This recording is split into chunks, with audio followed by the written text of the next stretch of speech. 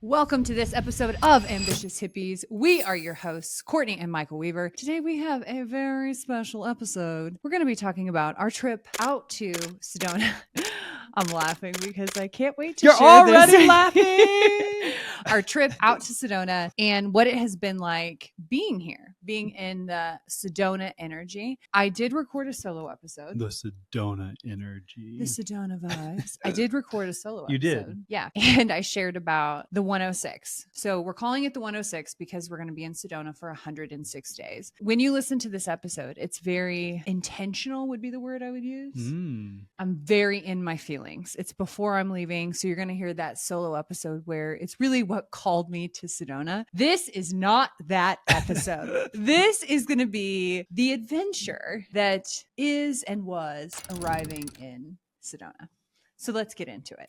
Let's have some fun. Most importantly, that's what we're going to do here today. Come on, let's have some fun. We're going to have a damn good time. We're always here to have some fun. So where are we starting exactly on this trip? Let's go with the fact that you and I were very, very arrogant. So much so that we were putting on the interwebs our delaying of packing until the last day. So we decided that it would be a wonderful idea because we have spent years traveling. We have lived in an RV for 3 months. We've spent time backpacking and only being gone, or being gone for a month. And we thought, what better than waiting until the last day to pack for a trip for 3 months for 2 humans, 2 dogs, 1 cat. And it's not vacation, so you have to bring all your work stuff. No. Yep. We were feeling good about that. We were feeling real good until it actually came down to packing. And that good feeling I had Thursday night when I was bragging about it in my social media stories disappeared immediately. And it went into, what the fuck were you thinking? I know. What the fuck were you thinking of? But you know what? It got done. We started about noon and got done about 7 hours of just straight packing, loading the truck, getting the house ready to leave. Like it was an ordeal. Hindsight, I would not wait to pack and load and clean and do everything we did in that 7-hour period. I think that was a giant mistake. I think it was a giant learning lesson. And next time on our adventure, I will begin packing probably a week prior. Okay, so and it's almost a point of pride for me because there are the people who will plan their outfit. They'll have it all laid out in advance.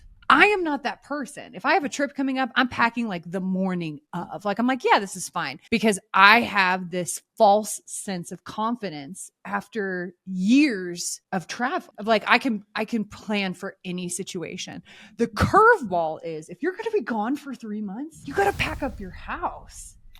Like, there is a certain amount of prep work that goes into getting your house ready too that I just didn't factor in. Neither of us did. I mean, and again, you already said this, it's not a vacation. So not only are we packing our hiking clothes and our going out clothes, but we still got to work here. Like we still doing the damn thing. I love it. So we still got to work here. But you know what? It got done. And it got done on time because we'd originally planned to leave between 10 and midnight, roughly. Oh, we were done early. We got done at 6:45. Okay. So the road trip in our house, I am responsible for a very important element. And that element is fun. I am the entertainment committee. It is my responsibility. I'm either going to bring you up. Let's get the mood going. Let's change the vibes. Let's change the energy in here. Or I'm going to calm you down. You want to go for a walk? You need a blanket? You want to sit by the fire? Like that is my job in our house, in all of our friend circles. I take that shit serious. Vibe check. I'm looking around the room intuitively. I'm like, all right, what can we do to elevate this experience? So when planning for the Sedona road trip, I thought, okay, I'm going to take this responsibility, like always, very seriously. And instead of going for the normal self-development route, which is usually what we pick. Yep. How can we grow? How can we get better? What can we learn? I thought, that might turn into white noise. So instead, I went with true crime. Now, remember that we are leaving. Our original plan is to leave between 10 p.m. and midnight On Friday night, we're going to drive through the night. And that way we will arrive in Sedona with a time change before the sun goes down. That's the goal. That is the plan. We're like, okay, the animals are going to sleep. We got drugs from the vet. We got our true crime podcast. That's what I went with. True crime.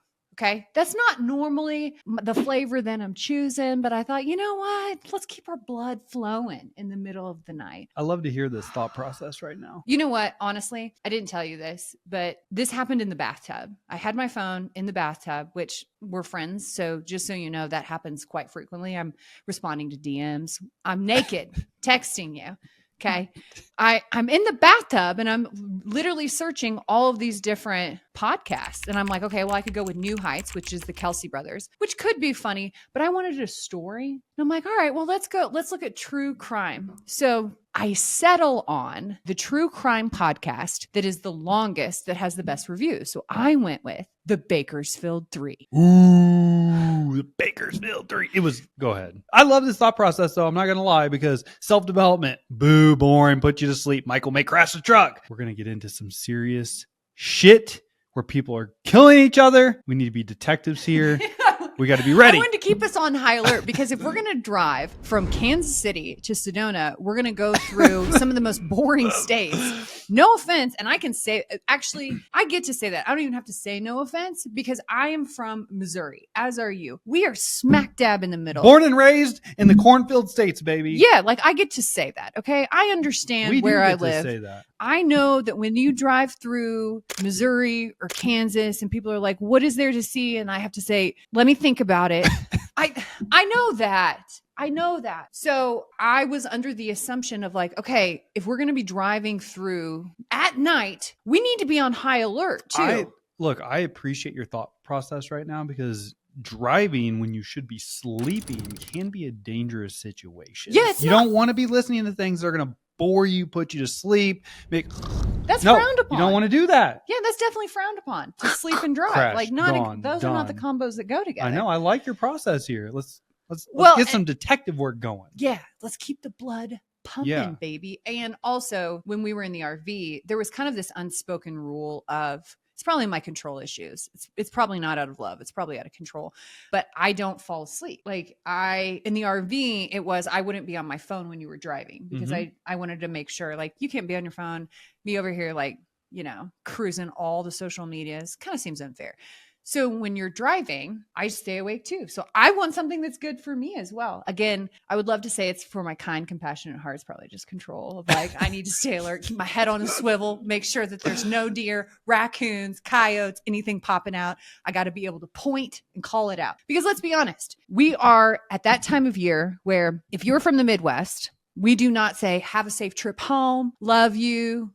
We say, watch for deer, baby. That is what we say. That's what we say. Because it's so true. So we're telling you all of this because if you don't live in one of these places, if you don't live in a place that is in the middle of America, where if you are driving in the middle of the night, the only thing that you are really looking for is wildlife to make sure that you don't hit it, we want to give you a clear understanding of what you're going through.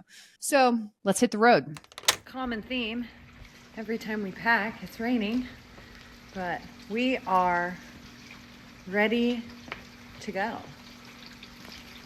Hit the road. You and I 7:45. You and I are overachievers. We pack, we get anxious, and we decide, you know what the hell? Let's just hit the road. Why not? Why would we wait until 10 p.m. or midnight when I'm just going to get tired when I could just make myself a double espresso? Let's hit the road and get there sooner, baby. Let's go. So we are amped up on coffee. I have so many energy drinks. We have 2 dogs, 1 cat, 1 U-Haul. We have 5 states that we have to travel. We're going to change the time zone. And we got 16 hours of a true crime podcast. What could possibly go wrong? Dun, dun, dun. All right, here we go. Dun, dun, dun, dun. It's raining. And cold. It's cold. It's December, baby, in the Midwest. We're going to give you what you want, which is a gray, cloudy sky and a little bit of spit on your face. The route we're taking was just closed the day prior. Due to winter weather, don't go, closed, can't cross here. Well, guess what? It's available now. It's open. We're going. We're rolling. Green we're light. Cruising through it. Let's go. Green lights all the way around. So we're getting cozy. I drug the animals. We get into our true crime. You have your coffee. I have my energy drink. And we kind of already have talked through the process of bathroom breaks. And we have a little bit of familiarity with the RV of like, okay, if you travel with animals, there has to be, it's kind of like an orchestra. You kind of have to like get your groove. Like, all right, who goes with the dogs? Then when do I go to the bathroom? Then what? There's this whole thing. If your brain is process oriented, you're like, yeah, this is great. Me, I'm like, we're just going to wing it and see what happens. So we get that figured out the first couple stops. Mm-hmm. We're like, okay, you go with the dogs. Then we have a cat. Cat has to go to the bathroom. That's a whole ordeal in of itself. And everyone is out. We are free roaming and we're doing pretty good. And then there is this point where the cat, her medication flips and it's almost like she took speed. I have no idea what happened. This cat is bouncing from the dash to the back seat, back behind my head, trying to crawl underneath the pedals where you're trying to drive. I'm trying to grab a cat. I got a dog on my lap who can't get comfortable. I got another dog in the back who can't get comfortable. They're like, what the hell's going on with the gymnast? I'm like, I don't know. So we're having our moment and we're in the Flint Hills of Kansas and it is dark and it is 2:00 in the morning. Michael and I have nothing but hopes and dreams and caffeine coursing through our veins. And the only thing in our brain is true crime. And we're driving through Western Kansas at 2 a.m. It is brutal cold. And all we can see in front of us is the tiny highway and the red lights from the wind turbines. There are wind turbines in Western Kansas. That's it. There is nothing else. A lot of middle America is littered with these towns that have just been left behind. They've been forgotten about. And so we have to find a gas station. And I can feel myself starting to get pretty anxious. And we find this gas station. We're like, okay, true crime in our veins. Yeah, and this gas station, let's just be clear.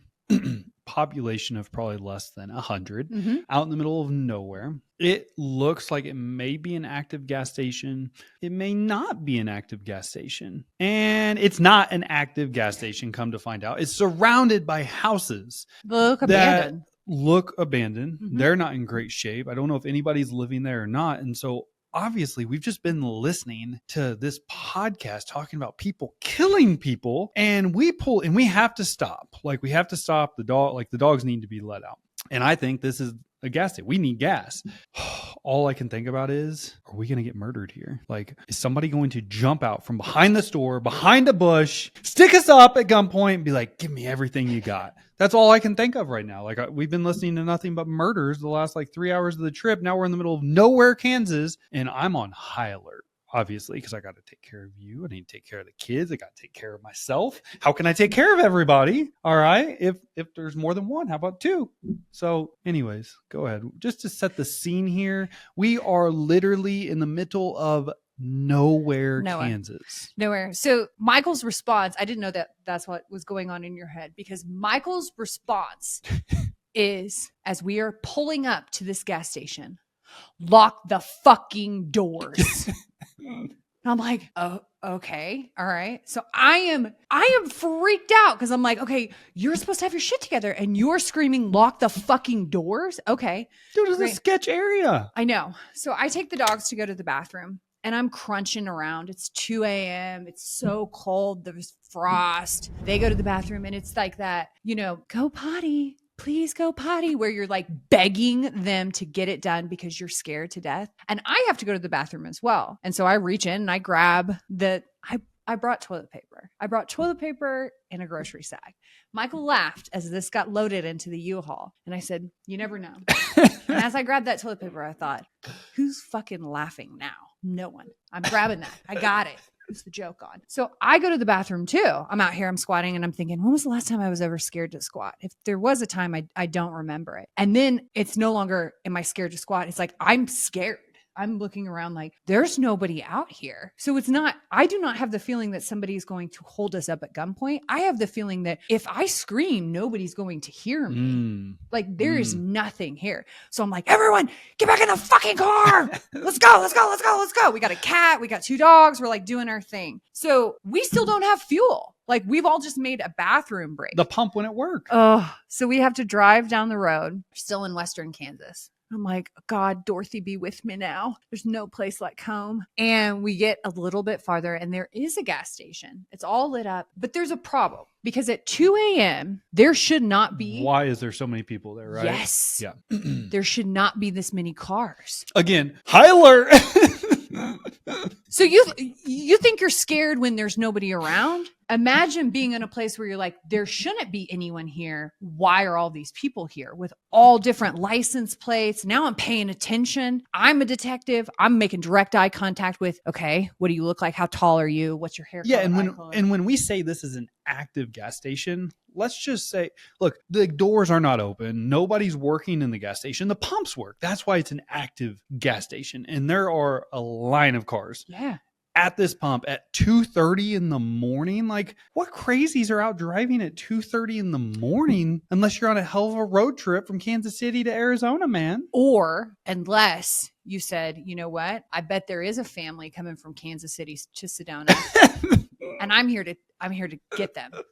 That's all we can think. So again, Michael gets out, looks at us. We all understand. Lock the fucking doors. Doors are locked. High alert. I'm making direct eye contact. I'm thinking, God, I just want to get out of this vehicle. The cat's going nuts. Nothing's working. So we get fuel. We leave. We have that moment where you're leaving a situation and there's no conversation. You know, like after something happens where you have the moment where everything's settling down. You're like, okay, I think we're going to be okay. We're not going to die. Maybe not today. This cat is going bananas. And I'm like, all right, fine. I've had it.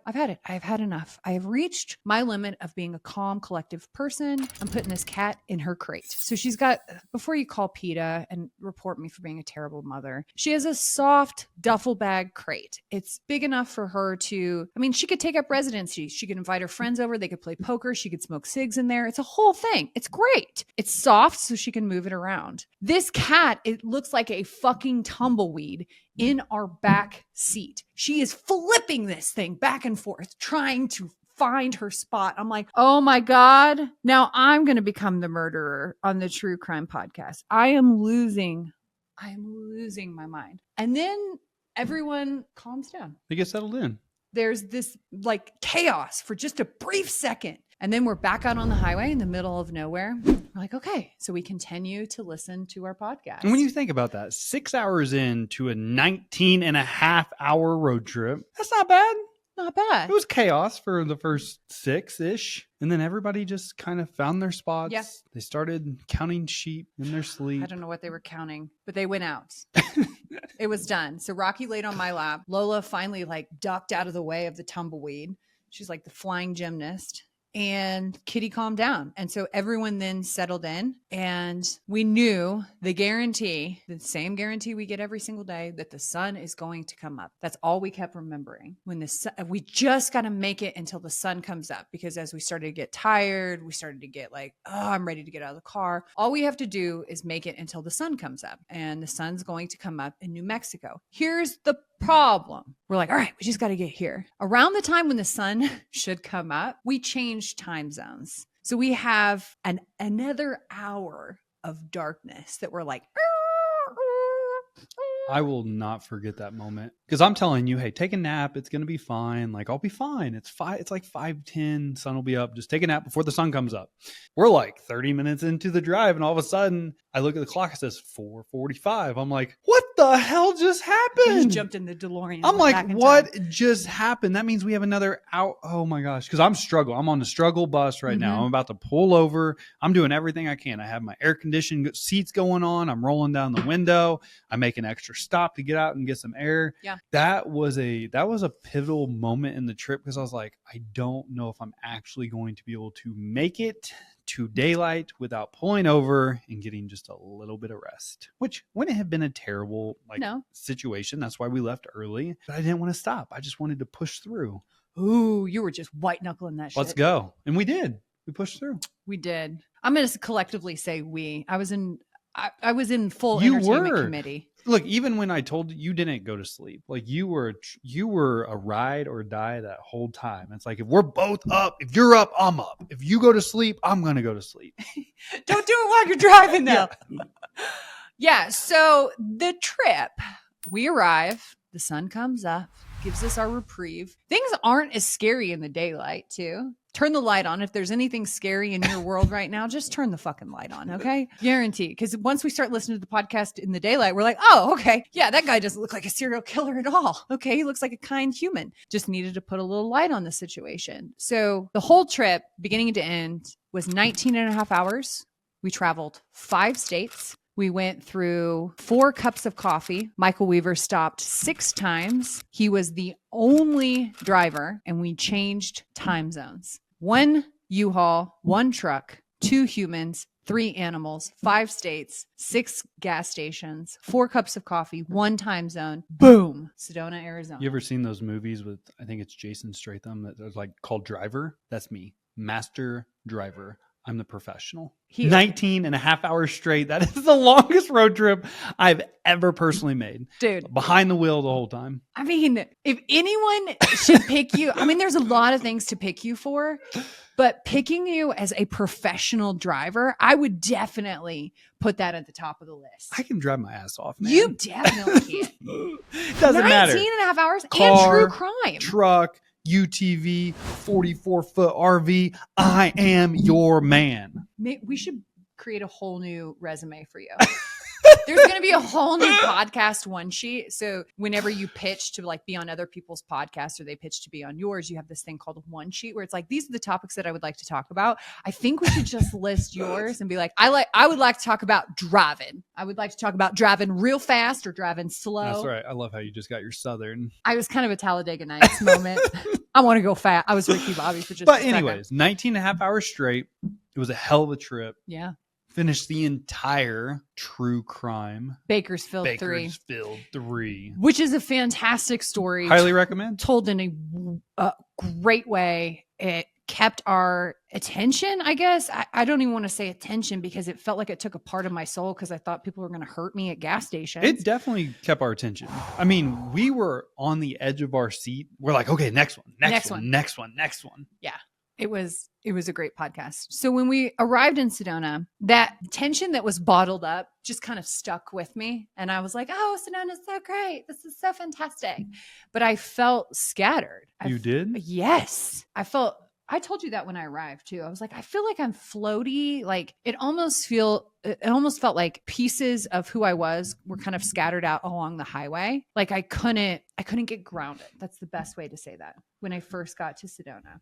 So do you think you were like scared because you knew we were going to be here for an extended amount of time? Or was it more excitement? It wasn't really excitement. I was having to redefine what home looked like. And home has such a strong tie, usually to a physical location, that I was having to navigate how to cultivate that feeling of home inside of me and to create home within my family, because my whole family unit got moved. For sure. Into a completely different location. So it was also that feeling of home, but then the added layer of my immediate knee-jerk response is to just kick back into a normal routine to try to give myself as much consistency as possible. Yeah. And Sedona doesn't work like that. It doesn't. Sedona is a place of magic and experience. And why did that happen? And you go almost to a different it's just like a different universe almost, where your normal day-to-day routine, you have to adjust. She's very clear about that. Like it's this huge slowdown. Everything has to slow down. And so for me, trying to bypass that uncomfortable feeling of, ooh, what does home look like? And just get into a normal routine really shook me up. Well, did we go on a hike right when we got here, or was it the next day? No, we went on a hike right when we got here. When we ran into our little Yoda. Yes. So that's what I'm talking about. So I'm thinking about this correct, yes. right? Okay. Yes, where we had a drive-by psychic reading. Yep. Yes. Yep. I love how you called it Yoda. So we arrive, we get everyone settled. I'm feeling just scattered, and I can feel the anxiety in the animals too, of like, where are we? What does this look like? So we take them for a walk. We get them, everyone's got to stretch their legs. And then you and I just go on a hike, and we must reek of anxiety and get shit done. We're here to get shit done, man. Because the first person we see on the trail, what does he say? Slow down to the Sedona vibe. He walks by. He's like, slow down to the Sedona vibes. And that's it. And then he like disappears like a genie in a bottle. We're like, what the hell happened there? Why?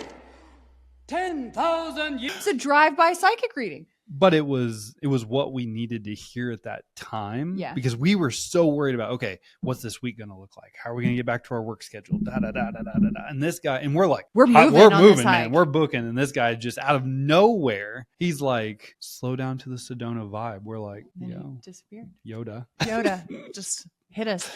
Which did force us to, it changed our pace, Yep. It changed our breathing. We're like, okay, which is exactly why I love traveling, is because you have to start paying attention. You don't get to go on autopilot anymore. You have to start looking around and paying attention to even just survive. So that's the first one. The second drive-by, this happened in 2 days. Then we go to sleep. The house is fantastic. It's in a perfect location. It's right by the chapel. We can easily hike. Animals are adjusting. We're getting everyone's nests made of like, okay, this is where we're going to sleep and this is where we're going to cozy up, and everyone's feeling good. And I still feel scattered and I can't get grounded. And so we go and we meet a practitioner at a shop randomly. And she, out of the blue, we're just talking about something completely off topic, says, have you recalibrated your GPS to this location? I'm like, well, first of all, I don't want to hear anyone talking about a GPS right now. Okay.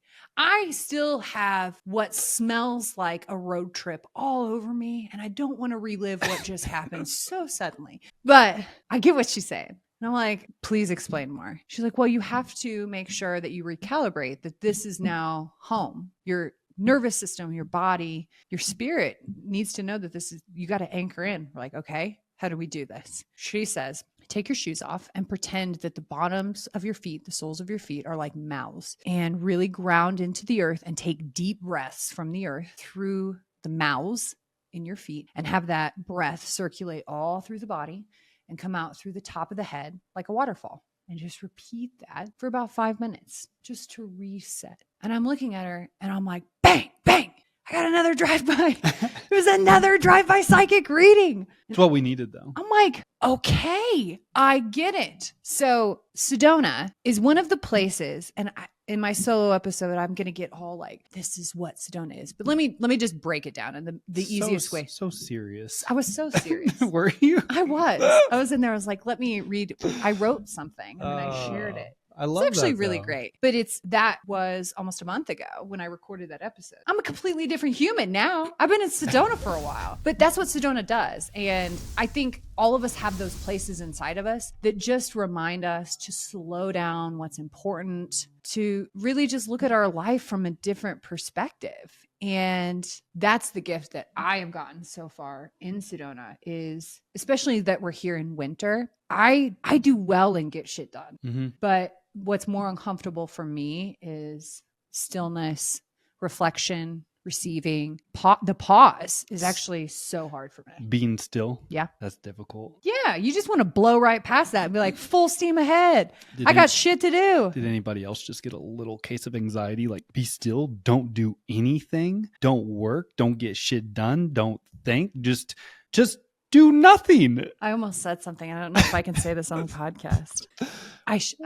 What's up? I don't know if I want to say this word, because once I say it, then you're never going to be the same. But I have to say it because it's a part of my like normal vocation. Like, it's a part of my normal, not vocation, vocabulary.